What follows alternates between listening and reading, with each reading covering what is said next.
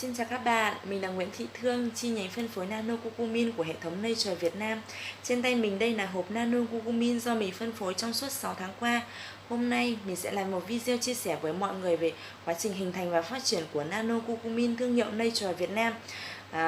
Bước đột phá đầu tiên vào năm 2013 thì Viện Hàn lâm Khoa học và Công nghệ Việt Nam đã công bố áp dụng thành công công nghệ nano micelle trong sản xuất nano curcumin và cho ra đời nhiều sản phẩm nano curcumin. Đến năm 2017 thì Viện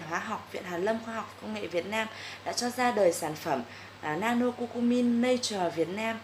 Sản phẩm ra đời thì có hàm lượng curcumin cao nhất hiện nay khoảng 23%, và sản phẩm ra đời thì có chất lượng tương đương với chế phẩm của Mỹ, cao hơn của Trung Quốc, Ấn Độ và Hà Lan. Thời điểm ban đầu thì sản phẩm chỉ phải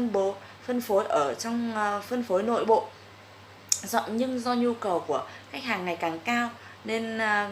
Viện Hàn lâm Khoa học và Công nghệ Việt Nam đã chuyển giao công nghệ cho công nghệ cao Hoàn Châu sản xuất và đóng gói, được phân phối và tiếp thị bởi công ty Techchem Việt Nam, nhưng vẫn có sự giám sát của Viện Hàn lâm Khoa học và Công nghệ Việt Nam. Với bước đột phá gần đây nhất thì vào ngày 26 tháng 2 năm 2019 thì công ty Techchem Việt Nam đã có ký kết chuyển giao hợp đồng chuyển giao công nghệ với công ty Nanotech Volmer của Hàn Quốc,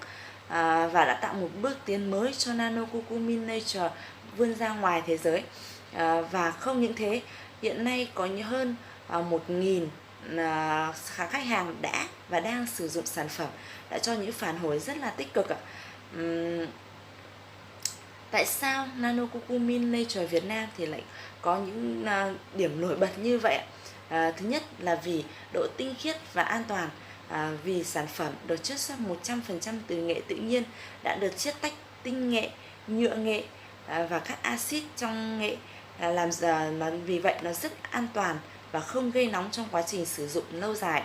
Thứ hai là hấp thụ tối đa, vì đã sử dụng công nghệ nano để nano hóa các hạt curcumin có kích thước siêu nhỏ, kích thước nanomet, khoảng từ 50 đến 100 nanomet. Vì vậy làm tăng độ tan lên khoảng 7.500 lần so với curcumin thông thường, và giúp thẩm thấu vào mạch máu nhanh chóng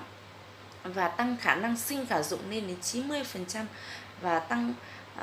hiệu quả gấp rất nhiều lần so với curcumin thông thường. Và vì vậy theo các nhà chuyên gia thì chỉ với 2 viên nano curcumin và 2 thìa bột sữa chua nano curcumin thì tương đương chúng ta phải ăn đã 4 kg nghệ tươi hoặc 120 g tinh bột nghệ, hoặc tương đương với cả 12 viên nang curcumin 550 mg. Thật là tuyệt vời không ạ? Và nano curcumin thì có tác dụng đó là điều trị dạ dày, đại tràng, gan nhiễm mỡ, viêm gan B, viêm gan C, giúp phòng chống ung thư, giúp giảm các hoạt tính của hóa trị, xạ trị, và bà mẹ sau sinh dùng rất là tốt ạ.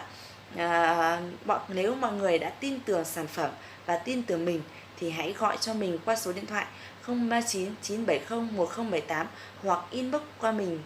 qua Facebook Nguyễn Thị Thương. Mình sẽ giải đáp tất cả các thắc mắc của mọi người. Xin chào và hẹn gặp lại.